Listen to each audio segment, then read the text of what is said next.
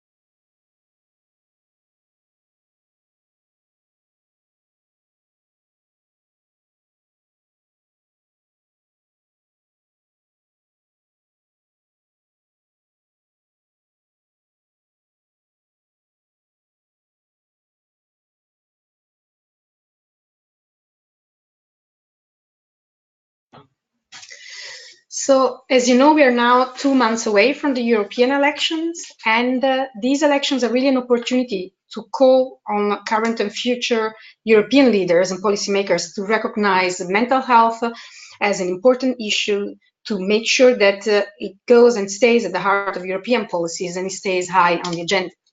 It is true that health is not directly an EU competency, but as we say, it's not an excuse. First of all, there are, as you know, many social determinants of mental health.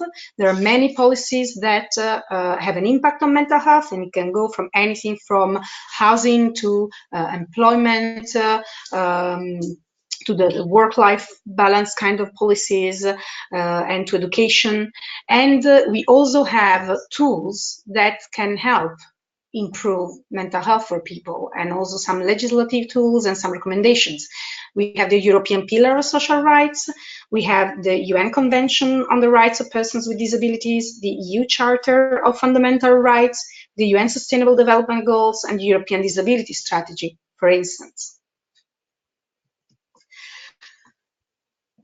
The last few years have been really crucial for mental health and human rights. We have created a momentum. There has been a publication of quite a few groundbreaking reports by international human rights bodies, and this has increased the attention for mental health on the global agenda, and we really should try to build on this.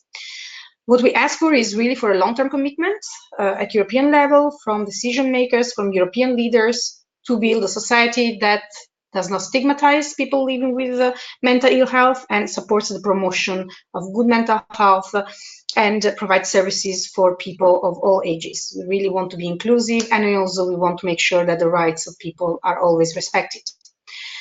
Action on mental health, of course, requires an integrated approach across sectors and countries. We just discussed also before how many types of policies are really involved in mental health.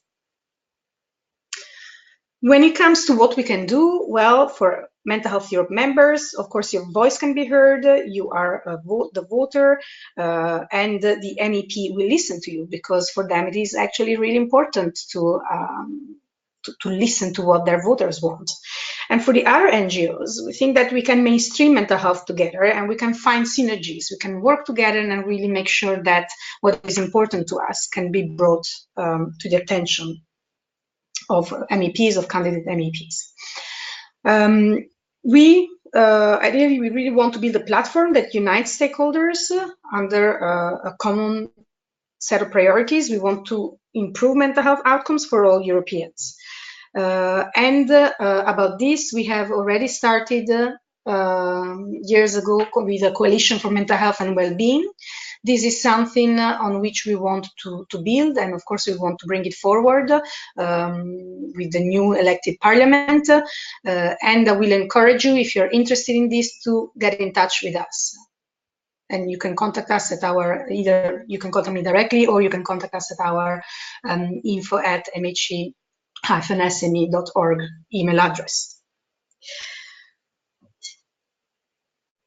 One last thing that I wanted to say before I let our speaker, Pia Micaleff, talk is the On Our Watch platform. So unfortunately, as I said before, our speaker from the European movement, who is taking care of this, could not attend today, but I just wanted to say this is an online platform that showcases civil society organizations' demands for elections. Mental Health Europe was one of the first to participate in this, and what is interesting about this platform is also that you can basically check what MEPs back in 2014 promised and what they said they would do against what actually they have done. Let's remember that some of them will run again for elections.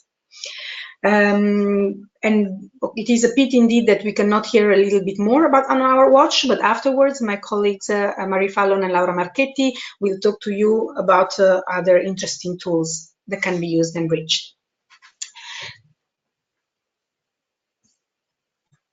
So thank you very much for this, and I will now pass the word to Pia.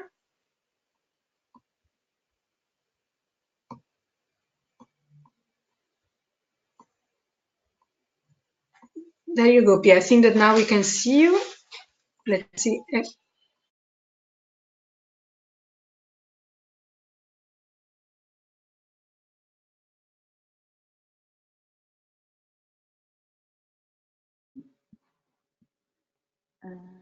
Can you hear me now? I've changed some settings. Yes, thank you very much. Fantastic. Sorry about the technical issues. I am absolutely terrible with digital technology sometimes. So today what I'm going to be doing is I'm going to be talking to you about how you can grab an MEP's attention. So essentially what grabbing an MEP's attention is all about is selling and marketing something towards an MEP. I've worked in the European Parliament. I used to work in the European Parliament for 5 years in total. A lot of my work was focused on mental health policy, but also on various different campaigns and also civil liberties policy as a whole. And so throughout the last 5 years specifically, I have worked very closely with Mental Health Europe because the truth is that when I first encountered Mental Health Europe, it was because they managed to sell their campaign to the MEP that I was working for. And it was a campaign that very much intrigued us. Now, I hate using the word sell and market for something so social policy oriented. I have a social policy background. I specialize specifically in mental health policy.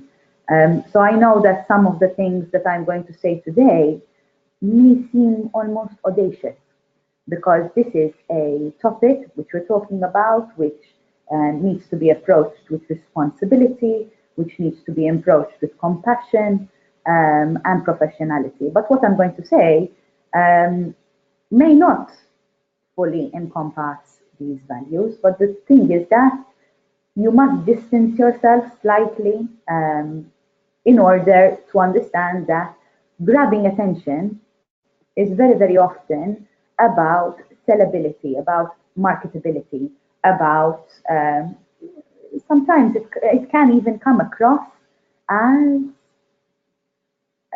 I find myself finding myself a little abrasive sometimes to specific them, to the way that you must grab attention from an MEP. But the truth is that there are 751 MEPs in the European Parliament, and on average in the European Parliament, we would receive around 200 emails a day. So this is far, you must go beyond than just simply sending an email or picking up the phone. You need to really grab their attention. So what I'm going to do today is I'm going to talk about some key approaches which you can take as organizations in order to approach MEPs and MEP candidates.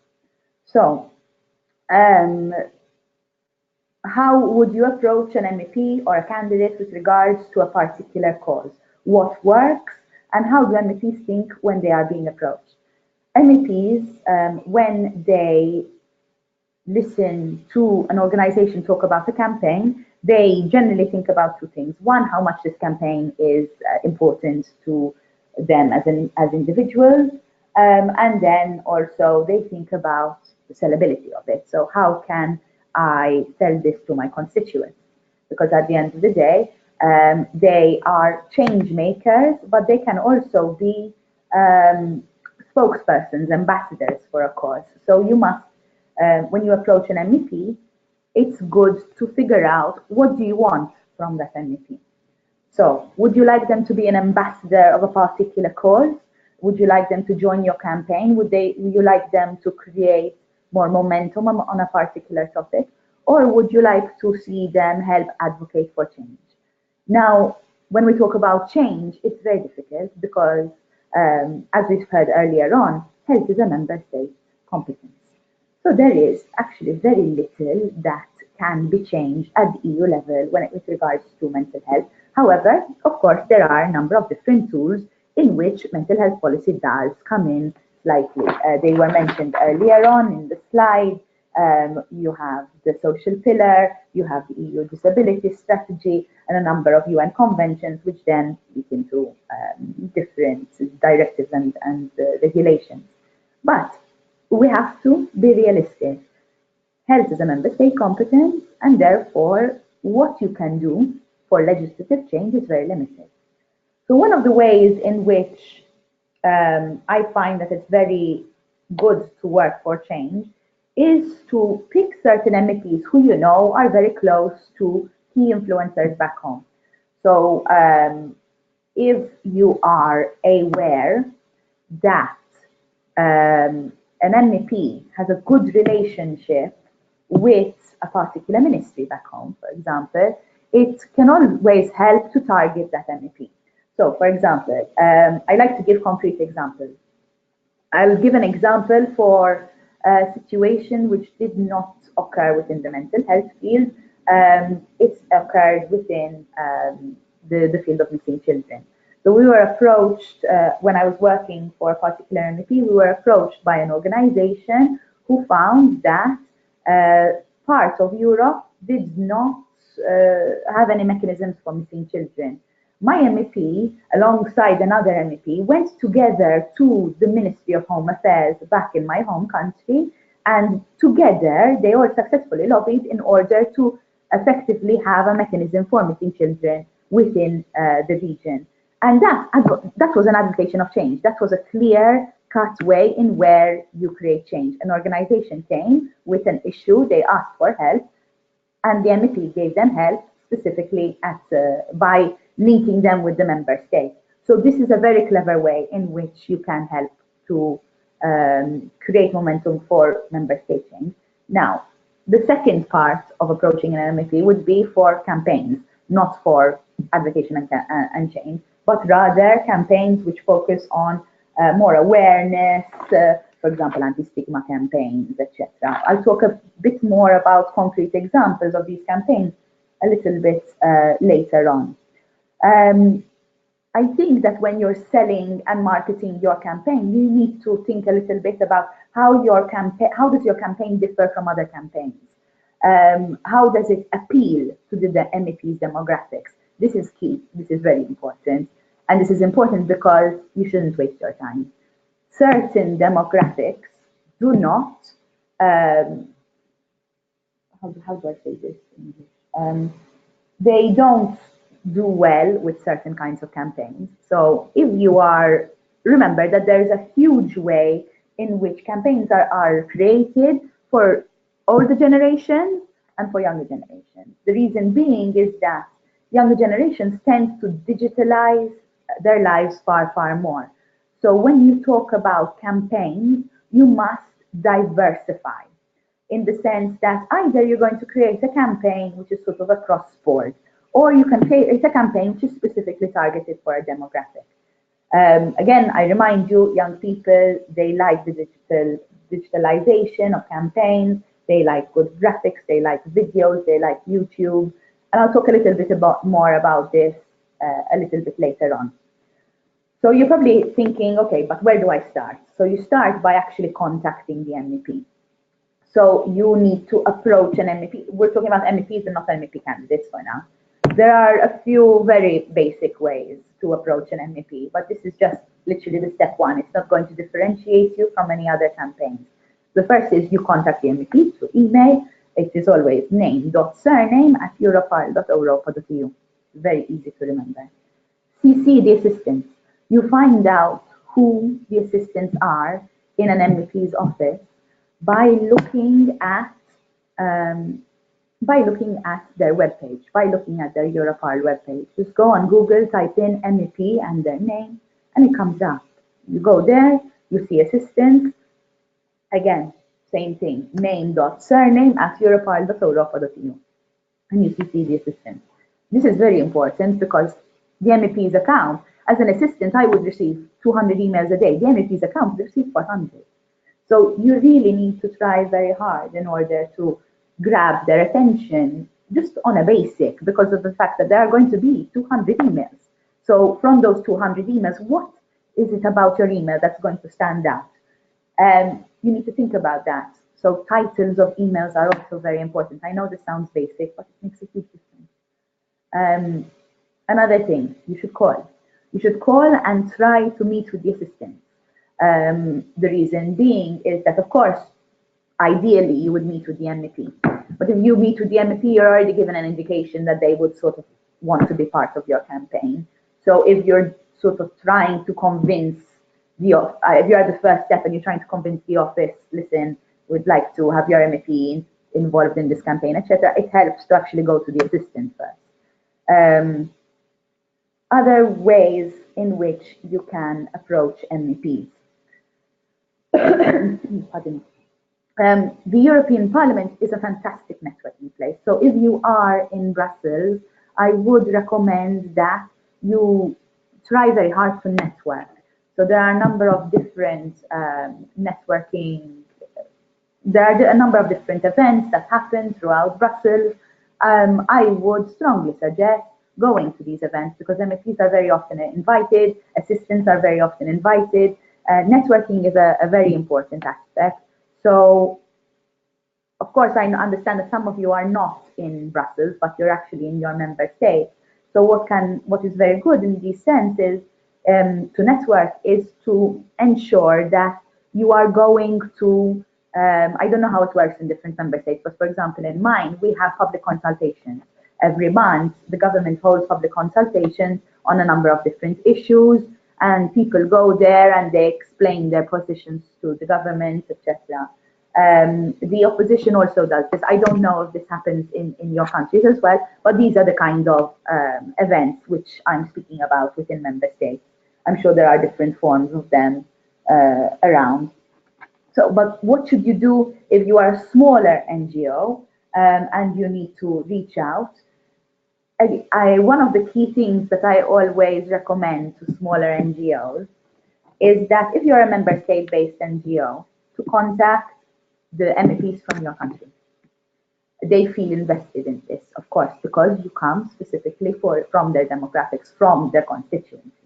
You directly work with clients who are also their constituents, so they feel slightly invested in this. What should you do if you want to put together a campaign on a much larger level?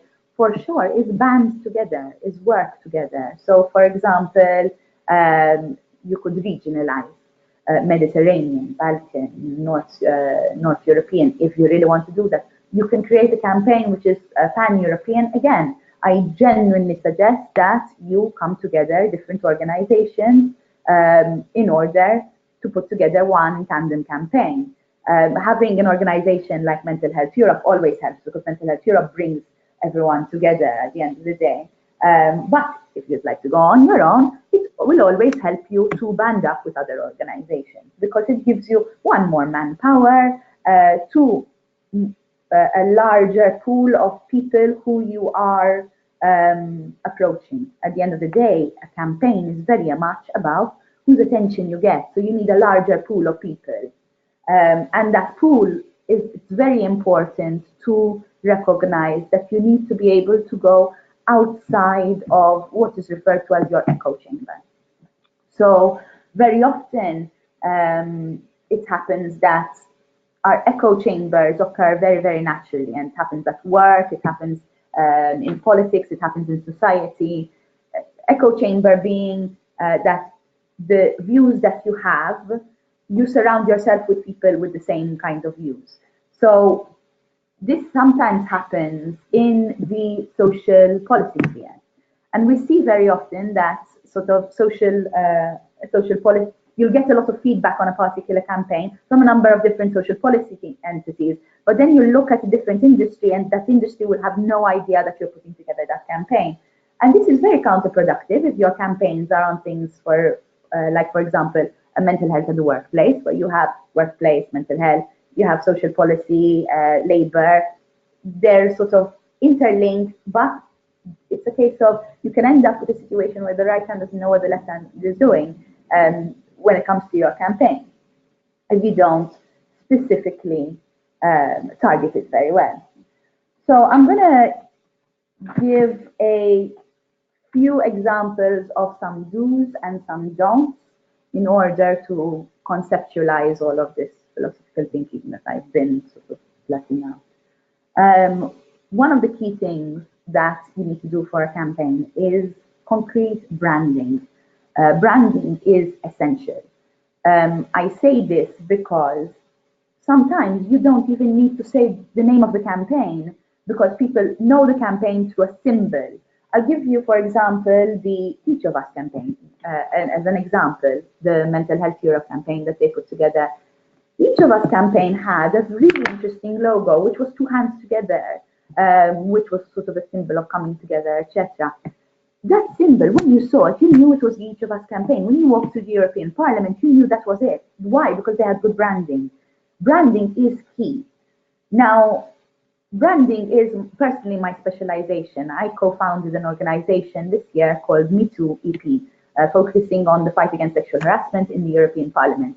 The way that we branded our organization was that we sat down and we thought, what is the key issue? What do we want to let everyone know? What do we want people to get on board with? And it was the concept of sexual harassment. Now, that's a very difficult topic to get people to care about, especially when it's happening in your own house.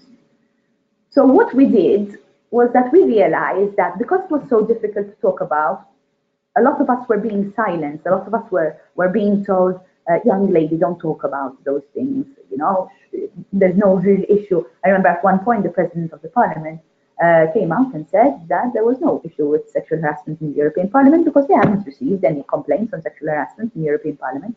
But as an organization, we knew this was not the case. This happens to you guys as organizations where you're told, oh, that's a non-issue, but you know, because you're on the ground, that it is an issue. So what did we need to do in this case? In our case, and I don't really recommend it in the mental health sector, but I'm just giving you an example. We chose shock branding. So what we did was we chose a very simple background, which was purple, very much like the sofa right behind me. We chose a purple background. We chose to start, and we printed a number of posters. Pardon me, I should go back. So we created posters with a purple background, with key messages on there. And each of those messages was with regards to different testimonials of sexual harassment occurring in the European Parliament. So we put together a poster, for example, which said, the time I was raped by a colleague, because we had a person who came to our organization who said, listen, I was raped by my colleague on a mission and I need help because no one is paying attention to me.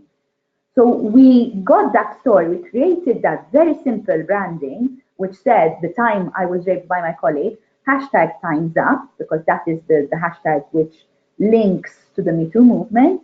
And we put these all around the European Parliament. And this went viral, absolutely viral. The reason being is because it shocked.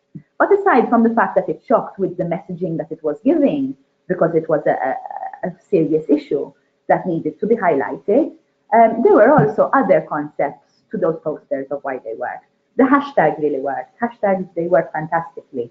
If you think of some hashtags in the mental health sector, for example, I can think of Here for You, Time for Change, and there's the Lad Bible one, You Okay Mate, for example. Again, I'm sure that there are some of you on the other side of these screens who are making a bit of a face, like, did you really mention the You Okay Mate campaign? But that campaign works. That campaign is something that people flock to because it's viral. So while the campaign that I mentioned earlier on, the shock campaign, may be something that you're not comfortable with as an organization, sometimes it's important to recognize that these campaigns can actually work to create a momentum. And then you can change around your campaign to focus on what really matters. But again, what I'm talking about here is grabbing attention. So I mentioned a couple of different campaigns, and I spoke about why they work. For example, the You Okay Mate campaign that worked for Lad Bible. What they did was they got together with a number of different celebrities who raised awareness on mental health issues, specifically in men. Anyone who works in the mental health sector knows men and mental health, there is an issue with this because there is not enough attention given on this particular topic. And so this campaign, because it's first and foremost, the title of it was very, very important because it was short, it was sweet, it was easy, and it was a little bit comical.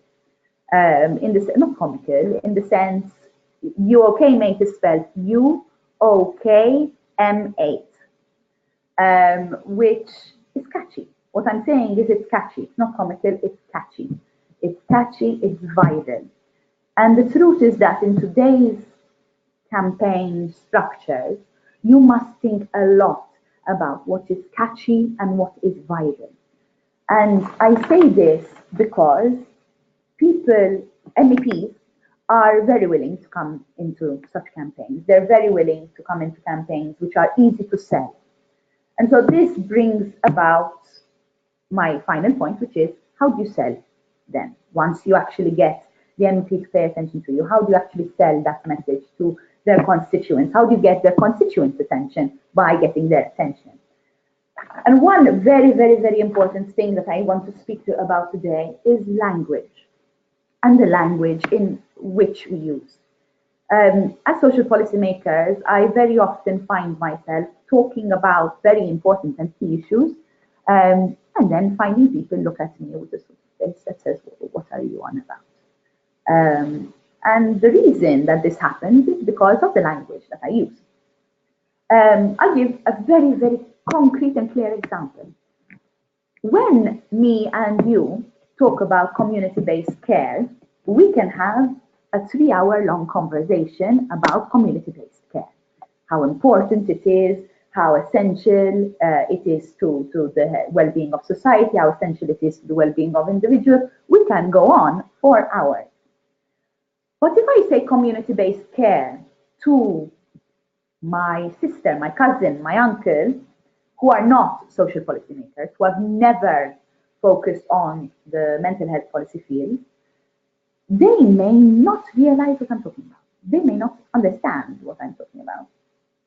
So what you can do in that case is you can change your language. In the case of community-based care, if you say care in the community, it changes everything. And I know some of you are going, but it's the exact same thing. What are you talking about? It's the exact same, care in the community and community-based care. They're the same, Pia. What are you talking about? But the way that you say it is so different in terms of communication and messaging, because care in the community is easier to translate, first and foremost. It's easier to express. And as policymakers, when we say community-based care, we very often eat the words. In Maltese, there's a phrase that says you eat the words. You say it quickly, you don't fully understand it, etc. So, key message on this: simplify your language. Make sure that you are using language which absolutely everyone understands. Using language which is respectful to others, of course. We are not going to use psychomedia language. The word crazy, for example, should never absolutely feature, but I don't think I need to tell you that at all. But the language must be simplified in certain areas. So the key is figuring out, listen, if I had to say if I had to say this message that's important to me and I want to create a campaign about it to people outside of my office, are they going to understand? And sometimes, in reality, it's very easy to figure this bit out because all you have to do is ask someone who's actually not in your office. This was a very simple trick that I learned only after 5 years, that I shouldn't ask my echo chamber for advice when it comes to campaigns, because if I'm simply catering towards my echo chamber, then I'm preaching to the choir. And that's not a sign of a successful campaign. Never preach to the choir. You want more viewers. You want a diverse amount of viewers. You want more different kinds of people to be able to take in your campaign. And in order to do that, you can't preach to the choir. I'll just go down through my notes really quickly. I have a couple more points, just practical points, but in reality, the website that was mentioned before might actually have some of these points. A good way in which to create momentum and to also approach MEPs is to feed them a PQ. Feeding them a PQ, it means giving them a parliamentary question or working with them on a parliamentary question. You see that something should be asked to the European Commission. You're wondering about it, you think it's a valid question. You can approach an MEP and say, listen, I have this question. I have this question to the European Commission. I would like to reply. Would you like to submit it? Getting a number of different MEPs to band up on a parliamentary question is also very good. Note that when the rules of procedure change, parliamentary question procedure also changes. So just sort of keep a small eye on that. But an assistant will be able to direct you on this, i.e., in the last 5 years, they changed them and they reduced the number of questions you could submit every month. So therefore, MEPs became more selective on their on the questions that they would choose. And so people creating campaigns have to keep an eye on that in the last 5 years. I would strongly suggest going to meprankings.com. MEP Rankings is a website which ranks MEPs in terms of how much work they do. There are certain MEPs who really hound in on the parliamentary questions. They like to be top of that list. They like to be able to sell those questions back home, because at the end of the day, you're asking a valid question and you need to let your constituents know that you're asking this question so that they can also know the answer. And it helps a lot to contact the ones at the top of the list, because it shows that they're the ones most susceptible and open to parliamentary questions, to new ideas to pose as parliamentary questions. So that's a really that's a really good way, in my opinion, of changing, of approaching an MEP. And just go through my notes if you give me a couple of seconds. So, another point. When you're creating campaigns, remember that visualization is exceptionally important. Video messages, signs with pledges. Signs with pledges are something that MEPs really love, because you take a photo, Facebook, Twitter, you're sharing the campaign. You're also, when you put together a picture with a pledge, etc., it entices other MEPs to also sign your pledge in reality, because I'm not really sure why. I'm going to be totally honest, but I do believe that the visualization works better than word of mouth. I think it's because MEPs are human beings at the end of the day, and what I've realized about MEPs is that they're always on their phone, constantly. So it's almost as though, and they have to do this because it's very natural. They have constituents back home. They're actually not living in the country where they are elected. They need to keep in touch with people. So it's very natural for them to be on their phones. But that is probably why it works to have a photo with a pledge rather than word of mouth. And that's because specifically MEPs find it a little bit easier maybe to keep up with other MEPs on their phones. They are very social in the European Parliament. They keep up with each other. And so for that reason, it could be a good idea to have a lot of visualization, not simply to but make the campaign more known to constituents, but also entice other MEPs to sign up to the pledge. Remember, good, simple messaging, effective messaging. Remember to use graphic designers. Please use good graphic designers. It makes like a world of a difference at the end of the day. Keep it as simple as possible. Not too many things on the pledge, because if you're asking for, 25 different things in a one-page pledge, might be very difficult. And then at the end of the day, there are a diverse range of views, and you want to be able to actually, how do I explain this? Scratch that, I apologize. Just keep it good, keep it simple, good, simple messaging, unlike what I just said now, because I complicated everything. So I suggest strongly, please look into the concept of digital marketing. Videos, they are 7 seconds. I know this sounds terrible, and I apologize on behalf of my generation, but we have an attention span of 7 seconds. And this is critical to understand. We are the Instagram generation. If I put on my Instagram now, those pictures take 1 to 4 seconds. But I remember everything my friends did this week, because they were on Instagram, because they were literally 4 seconds. Because my brain, as a young person who is constantly on my phone, who is constantly looking at, please don't judge me, by the way, but I am part of that generation that I'm continuously on my phone.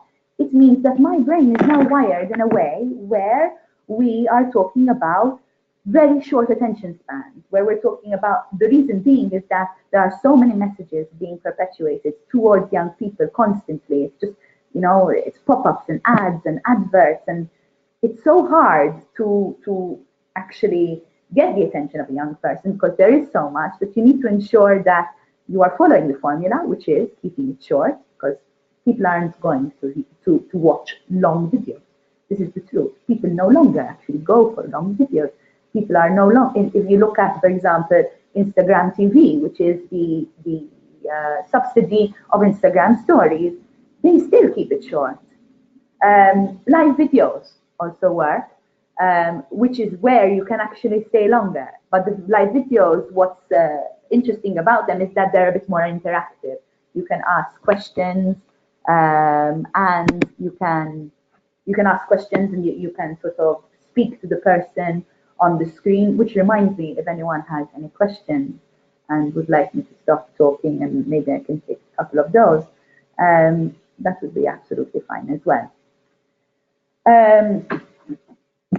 So to conclude, I would like to maybe talk a little bit about the different kinds of campaigns that you can take on within the mental health sector.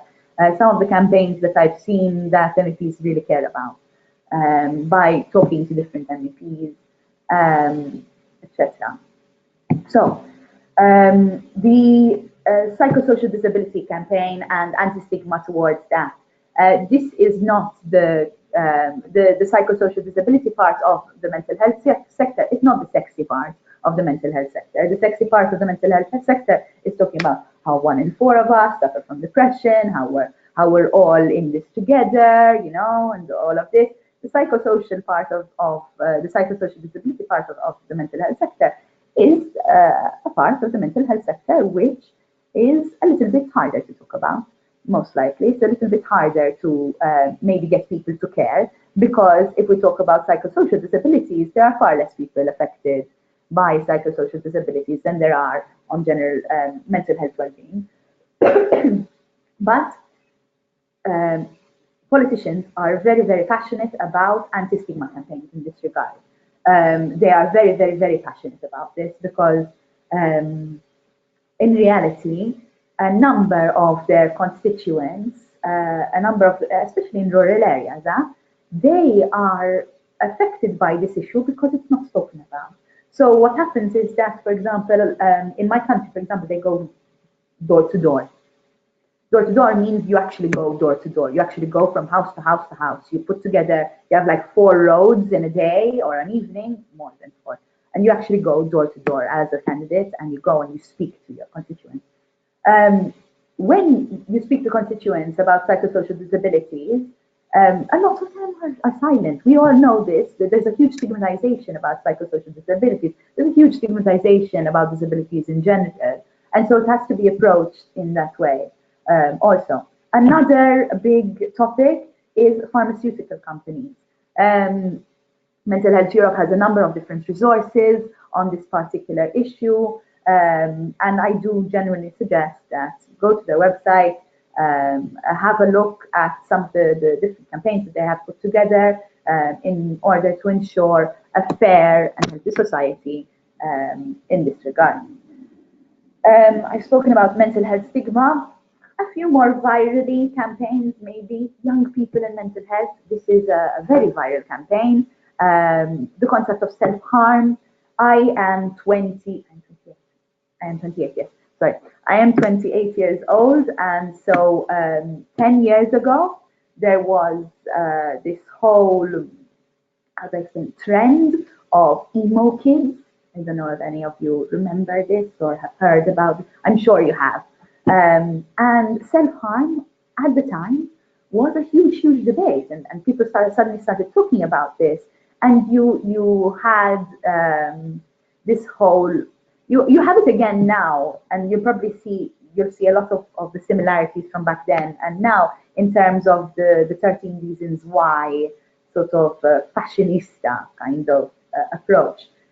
We all know that a lot of this comes from everything we hate, the whole idea of young people influencing each other, to think that mental health is sort of glorified. So it's good to tap into this, because as I mentioned before, 13 reasons why, that is something viral. I see that I probably need to end now, so I'll just mention 3 other campaigns that maybe you can focus on. Everyday mental health, men and mental health, and migrants and other vulnerable groups. These are some suggestions for a number of different campaigns that you can put together.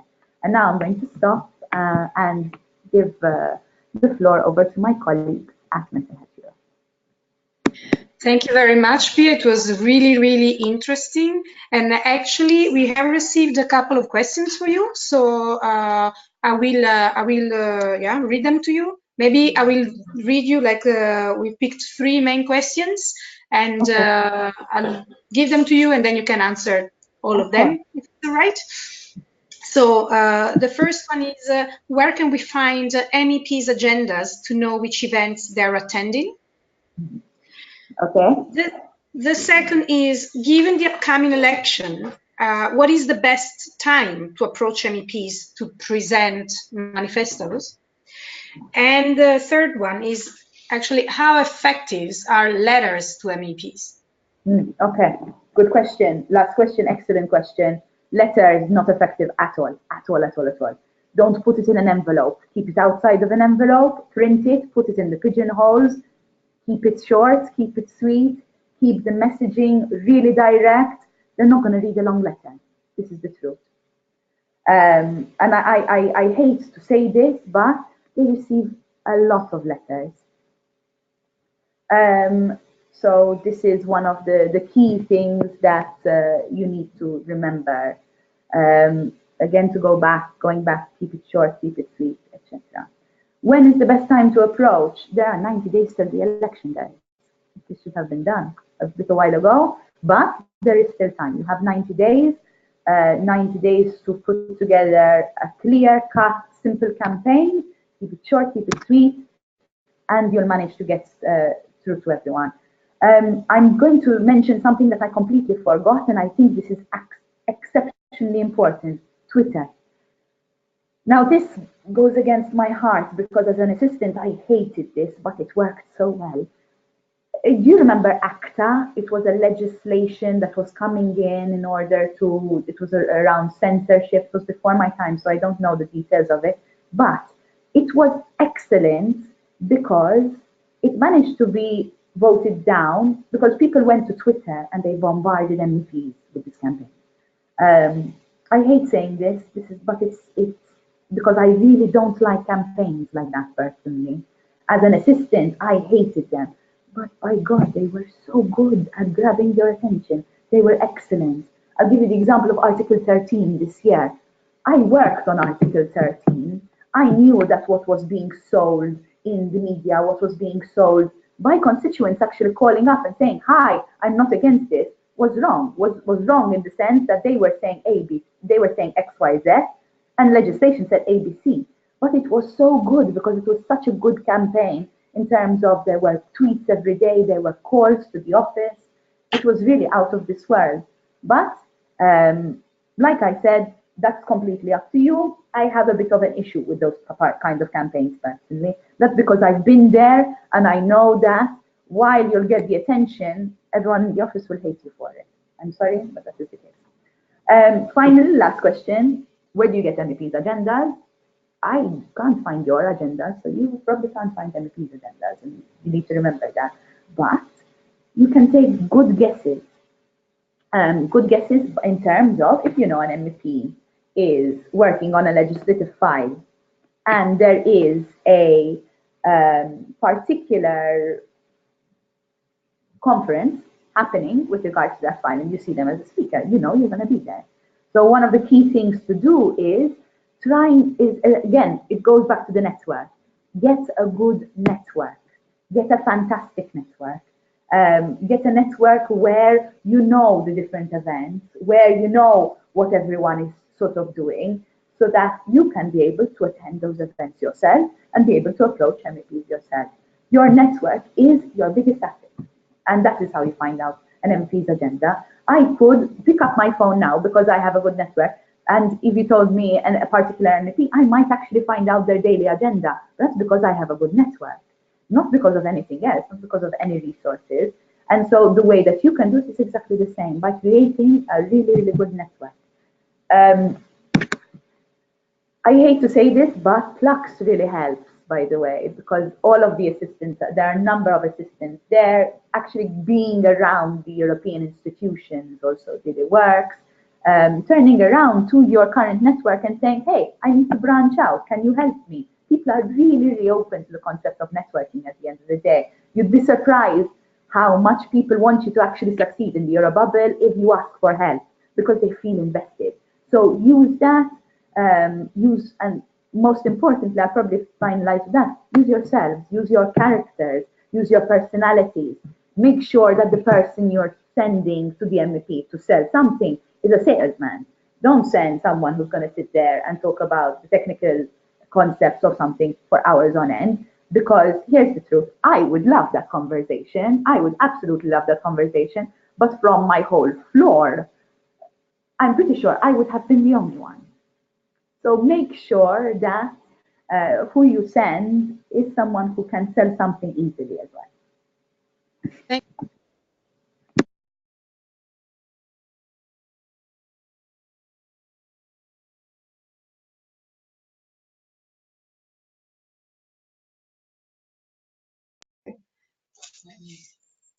Sorry, apparently I was muted. So I just wanted to say that for those that are not based in Brussels, when Pia was mentioning Plax, it's a square where actually the European Parliament is and that's where people often meet after work. So it's really all about the connection.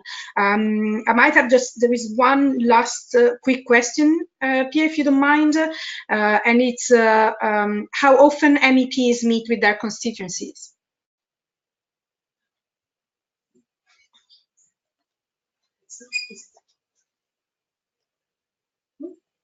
No, we lost her.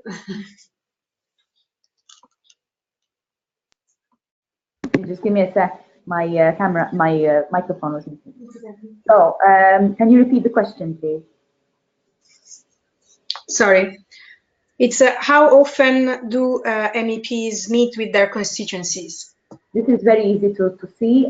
If you go on Google now and you type in European Parliament calendar 2019, you look for the green weeks. They're called constituent weeks. The Parliament, the MEPs are encouraged to go home.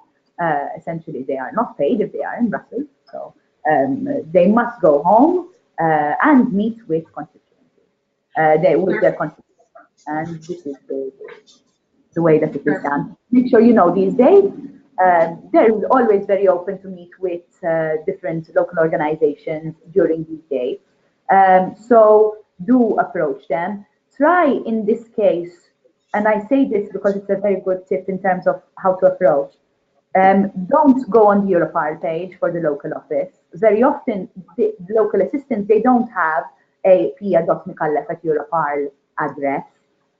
They have different addresses which are generally linked to the MEP. So try and find the MEP's website. MEPs almost all have a website. There are funds within the European Parliament which allow for websites. So they're definitely going to be there, you know. And it's aside from the Europar one, try and find their personal websites, their Facebook pages. This is really, really important. Approach them through those contacts from the website. Approach them on the Facebook pages. Very often it's the local assistant who takes care of the Facebook page. Tweet them. But at the end of the day, the website should generally have a number and an info. Usually it's, for example, info@ and then the MEP's name.eu. But Perfect. Okay, thank you really very much, Pete. It was very, very interesting. And I will now pass the floor to my colleagues, Laura Marchetti and Marie Fallon. And they will talk to you about our campaign and about some other tools that are available related to the elections.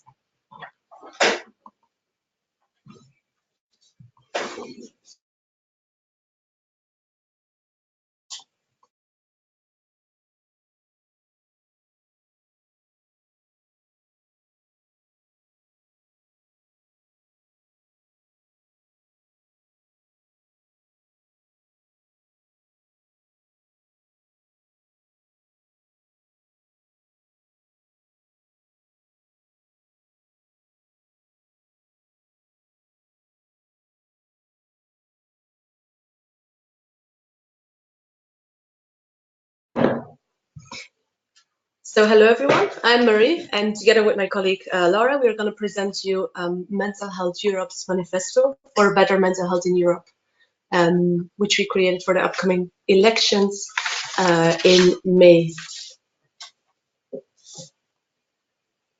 So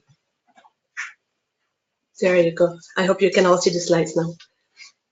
Yeah, so why did we decide for this manifesto? Is it?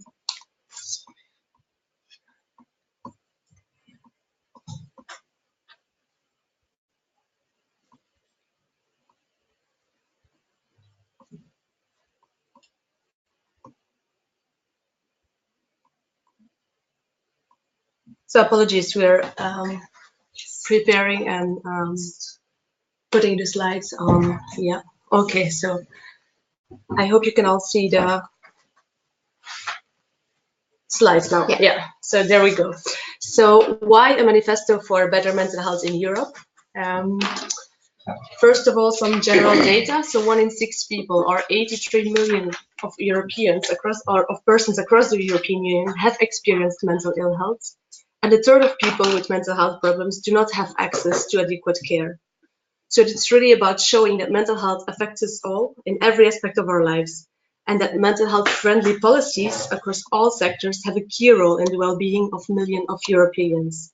So as was mentioned previously by our director, Claudia, it's about having an integrated approach on mental health. And so looking also at other policies, such as employment policies, poverty, migration, etc. For who did we develop the manifesto? It is, of course, for members of parliament and candidates for the future European Parliament, but also for policymakers in the European Commission, the European Council, and member states, and for civil society actors like users or ex-users of mental health services, for service providers, for medical associations, research institutions, employers, and the general public. The idea is really to unite stakeholders, all the stakeholders, under a common set of priorities so that we can improve mental health for all Europeans. How did we think about the manifesto? Is that we identified the main policy tools currently available across the EU or applicable within the EU, and then highlighted 8 key actions together with our members on where we want to see change and where we want the focus to be after the elections. So as said previously, mental health is not a direct or exclusive EU competency, and that is why these policy tools can help to put mental health on the agenda and keep the attention on the priorities. So first of all, the first tool is the UN Convention on Rights of Persons with Disabilities, which is a binding UN treaty, which has been the first UN treaty that has been ratified by all EU member states and the European Union itself. Then we have the European Union Charter of Fundamental Rights, also another legal binding instrument, which sets out the political, social, and economic rights for EU citizens and residents, and focuses on dignity, equality, solidarity, citizens' rights, and justice. The European Disability Strategy, which is really a policy tool or framework that builds upon the UNCRPD, or the Convention on Rights of Persons with Disabilities, and identifies actions in 8 priority areas for persons to improve the situation of persons with disabilities across the European Union. The European Pillar of Social Rights, sets out a series of principles which is divided in 3 categories and really aims to improve the social situation of millions of Europeans by putting the access on equal opportunities and access to the labor markets, on fair working conditions, and on social protection and inclusion. And this includes access to healthcare and inclusion of persons with disabilities.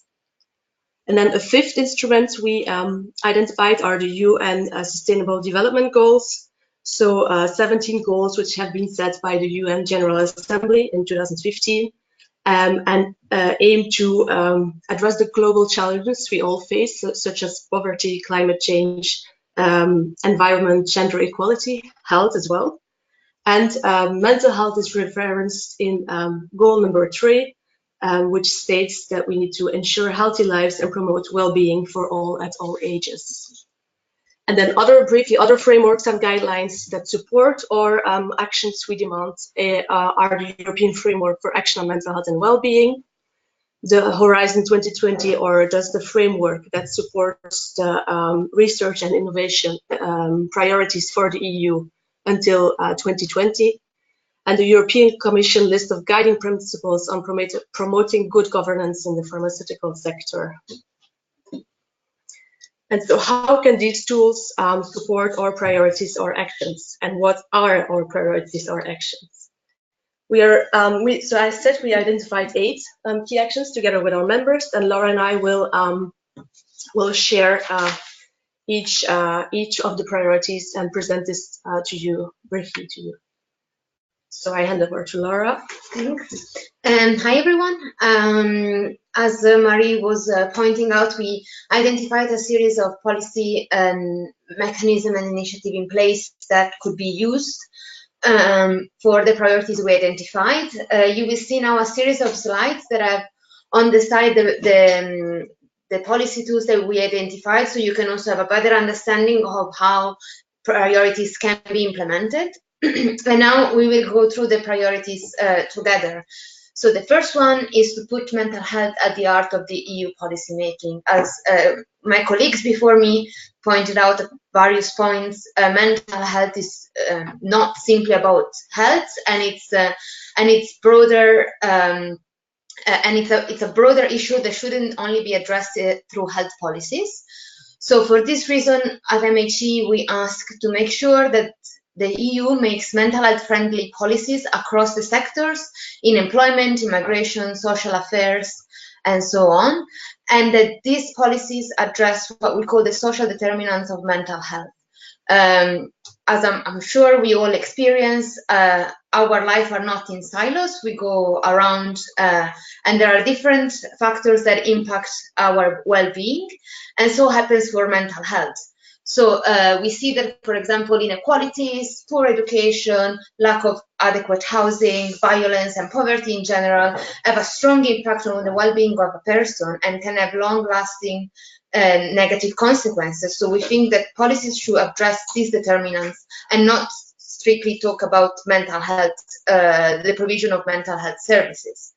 We also find it important to make sure that there are adequate data to the information that we need about the well-being of citizens, and so that we can also compare this data through years, and that this data can inform policies. So for this reason, we also call for to set up a well-being indicator that is connected to the European budget and how funding is being spent. So our second demand is to support human rights compliance EU policies. So at Mental Health Europe, we really work our work is grounded and guided by a human rights approach to mental health. And so specifically, what do we demand is that the implementation of the UN Convention on the Rights of Persons with Disabilities by the EU is ensured. So in 2015, the CRPD committee, the committee of experts providing guidance to member states and state parties to the CRPD, issued concluding observations for the European Union. And we want to make sure that these are now implemented in the work of the Union. And then secondly, concretely, how can this be done? We ask, or we encourage really the promotion of autonomy of persons with psychosocial disabilities and mental health problems through EU policies. So autonomy and self-determination is really at the core of the rights of persons with disabilities, and it's about encouraging that persons with psychosocial disabilities have the right to make their own decisions and are recognized as full citizens as anyone else. Then the third point is, our third point of action is to raise awareness on mental health and tackling stigma. And this is related to the concluding observations of the CRPD committee I just mentioned.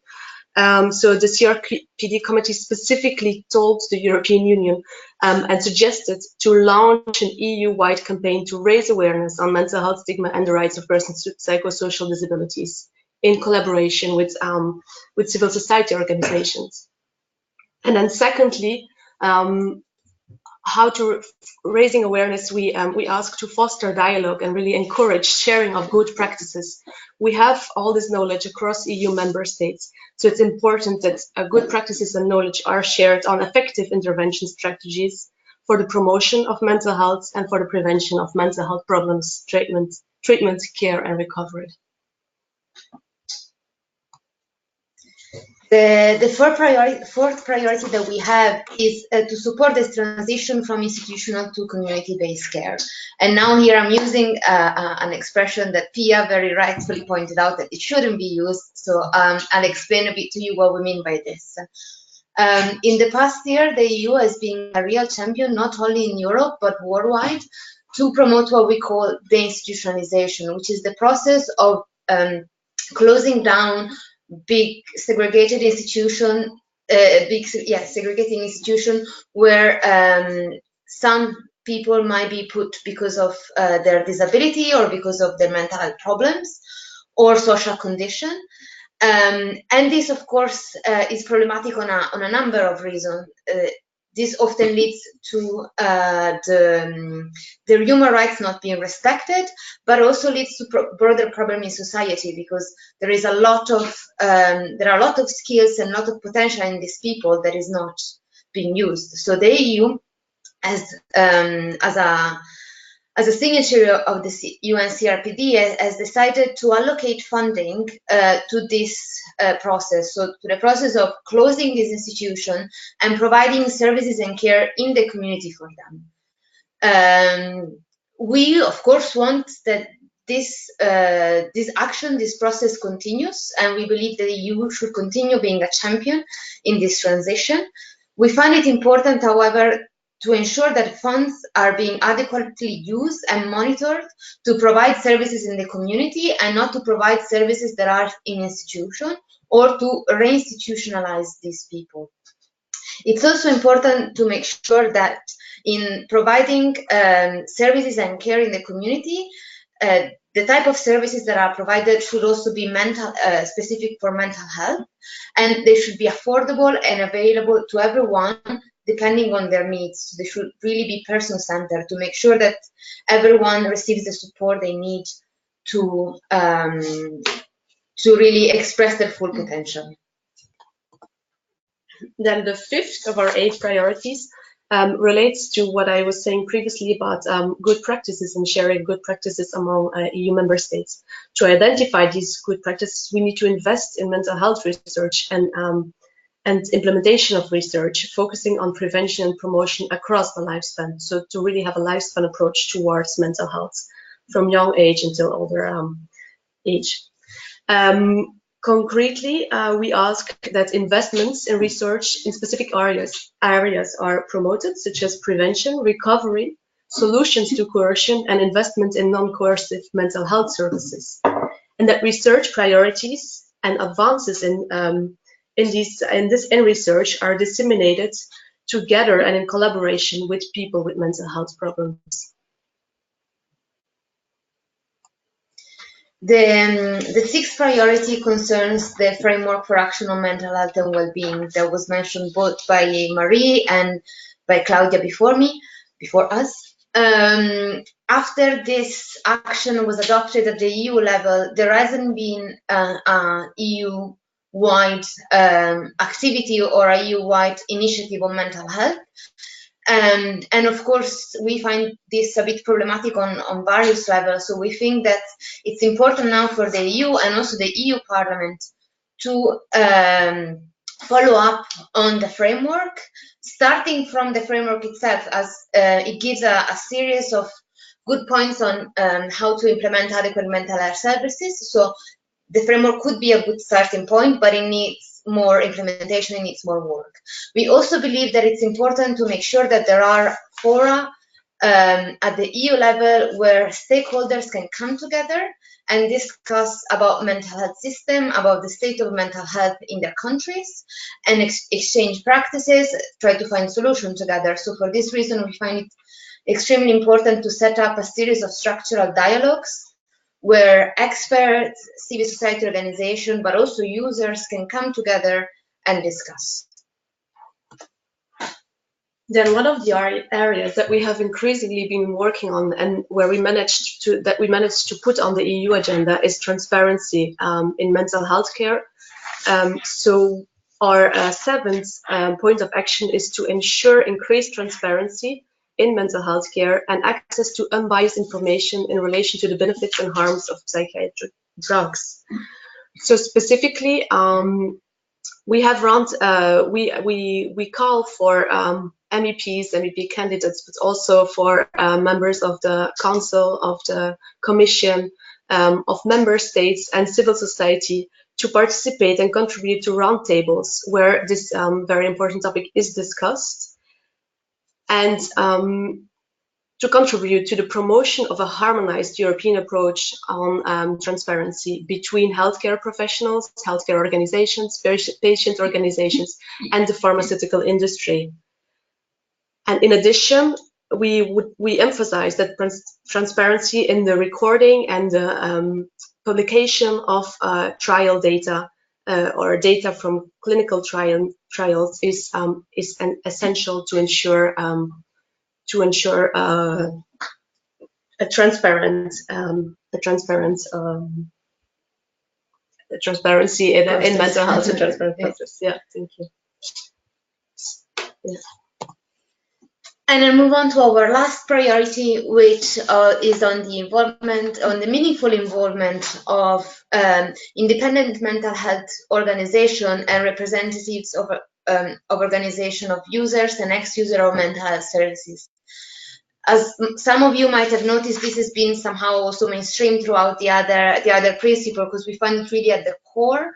It's really at the core of the UNCRPD, and it should be at the core of any human rights approach, that the people that are impacted by policies are part of the policy making. So we are asking to consult with and actively involve people with mental health problems and psychosocial disabilities, either individually or through the representative organization in the design, planning, implementation, and evaluation of policies, law, and services, as they are expert by experience, so they really know best what works for them and how this could be improved.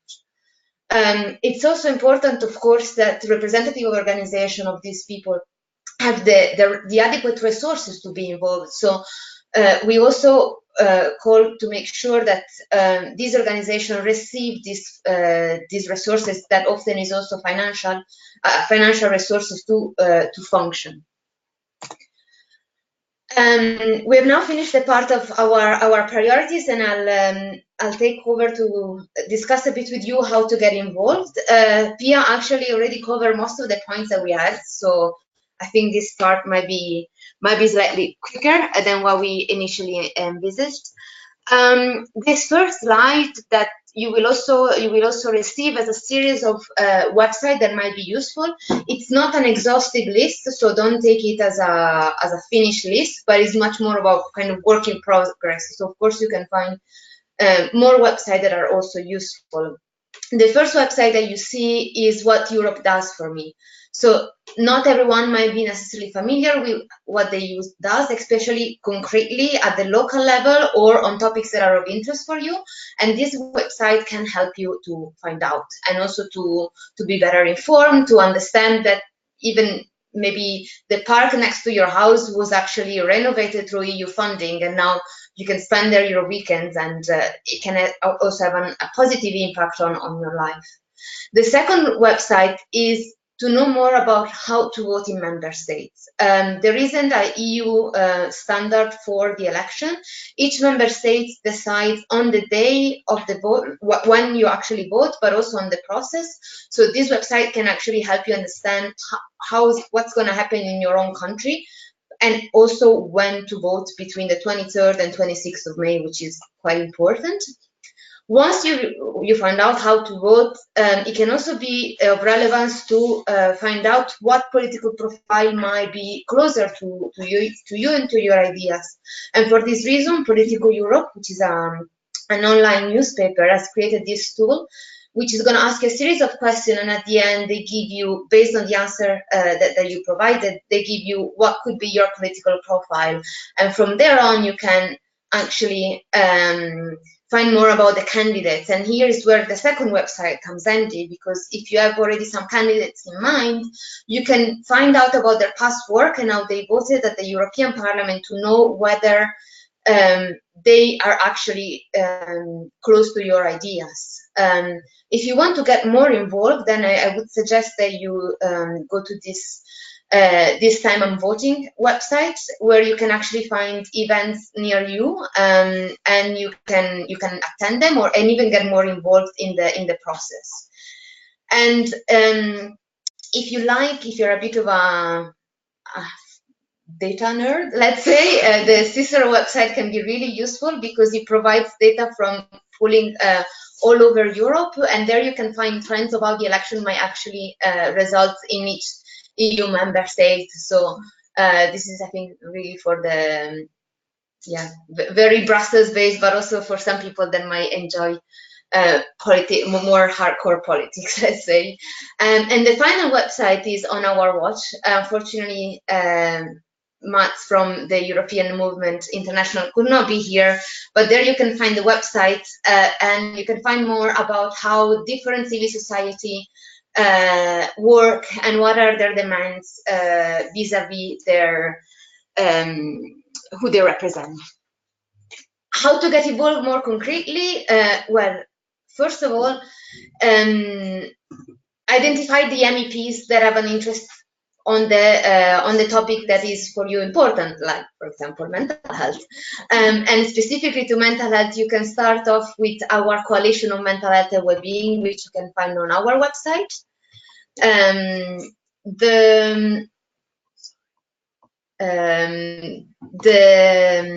other thing that you can do is actually be noisy on social media. Pia pointed out that during their presentation in various moments that social media, especially Twitter, are a very useful tool if, of course, used adequately.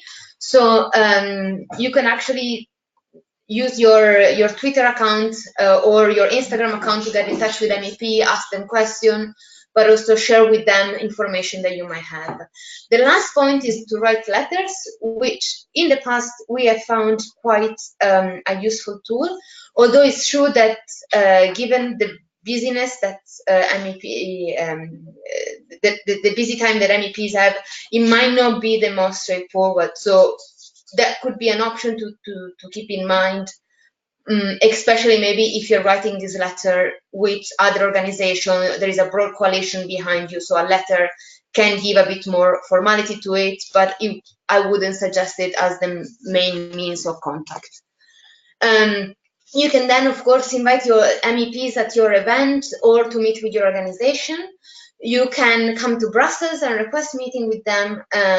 Usually MEPs are quite happy to meet with their constituency here in Brussels. You can share with them infographic, short videos. At MHE, we have actually produced quite a lot of material for raising awareness. So you can go in the library section of our website, and there you will find infographic on language, on mental health at work, but you also can find videos explaining, for example, specific articles of the CRPD. And you can share this with them, especially through social media. It's very useful. And finally, you can visit the European Parliament office in your country to find out more information. They would probably also have events now that we are approaching the election. So maybe sign up to their newsletter or follow them on Twitter or on Facebook. They can really provide you useful information on how to get involved. And if you like to have a broader approach, I would suggest that you go on our website and find the Keep in Mind guide. This is a guide not only on the election and on how the European Parliament works, but it's a broad guide on how the EU, international organization, and the Council of Europe work. So this can really give you an overview on how to get involved and how you can approach advocacy if you're interested. I now pass on to you in case you have any question. Yeah, I can see we already have some questions. So the first one is, what can be done to check that the implementation of the framework for action on mental health and well-being is monitored?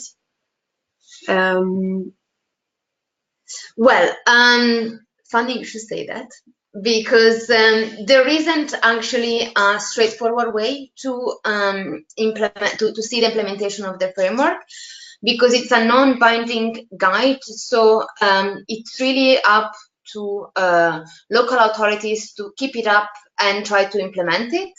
For us at MHE, this is a very important tool. So one of the activities that we are going to do this year is actually do a mapping of which member states or which local authority might have picked up some parts of the framework and might have implemented it. So at the moment, there isn't actually, let's say, a EU level database to find out this information, but we are planning to develop some work on this, and this can of course be helpful in the future. And then second question, how can national organizations or NGOs get involved in the dialogue with EU actors, apart from structured dialogues, and promote good practices from their countries? So, yeah. Yeah, if you want to start, or yeah, I think promotion of good practices can, well, first of all, be done through MHE. We are always happy to receive examples from members, but also from external partners to hear about what is working well, what is promising in your country, because we often have this request also from the EU and other member states, like how is it done in different countries. I think another way to disseminate good practices is through, for example, members of parliament with who you identify most, and share them, contact them, and share them the practice that you are working on or that you have identified, so that they can share it with a broader audience. I don't know if there are other questions. Can you? There's a question on the website where. Yeah. Sorry, I read the question. Can you please give us the site where data nerds can find reflection on the, I guess, European, here in the EU election? Thanks. Yeah, so we will share the slides with you, so you will have the website. I would also suggest that if you're interested as well, besides this Cicero website that we put on our slide, the Political Europe website is also a database where you can actually see day by day how trends are changing. So when you go on the website, on Political Europe website, to find out about your political profile, you can actually find out about more information on trends in your own countries, political trends in your own country. And also thank you for the comment on easy to read and appealing manifesto. Well done, thanks a lot. We've been working on it for a few months with our members as well, so we're very happy that this is being appreciated. And then we have another question. If you want, we can. Meanwhile, maybe let me just add to what we were saying about how at the national level for members, how you can get involved in dialogues with EU actors. It's also what we haven't mentioned yet is that there are often public consultations or calls for input from the national level, and we try to share them when they are relevant for our members, or we try to share these through our newsletters or the news that goes out to members. But it's worth checking if there are public consultations on topics that are of interest for you. Yeah, we have another question from someone in Bulgaria who's running a mental health awareness platform, and is asking whether it's part of MHE strategy to also reach out to organizations that are not within MHE membership during the election. Yes, I mean, actually, this is not only, this is a part of our strategy regardless of the election. We are always happy to get in touch with organizations that are not necessarily in our membership, and our membership is actually open for others to join. So it's not a closed membership, but everyone can apply to become a member as an organization or as an individual as well. So we're really very much open to broaden our expertise and scope. And particularly in Bulgaria, we would be really happy, because at the moment we do not have a member there. So having someone on the ground in Bulgaria that we can be in contact and we can exchange experiences practices that would be really helpful for us as a network, and hopefully also for the organization in Bulgaria. And I think that's more or less it. I don't see any other questions coming up. So I would like to, well, we would like to thank everyone for their participation in the webinar, particularly Pia. Thank you very much for your contribution, which was very interesting and lively. And we will. You can find all the materials. You could find them here, but they will also be published on our website, and the webinar will be out soon as well. So feel free to download and to get back to us if you have any additional questions that come up after we close this session. So once again, thank you all. Thank you very much. Have a nice Thursday.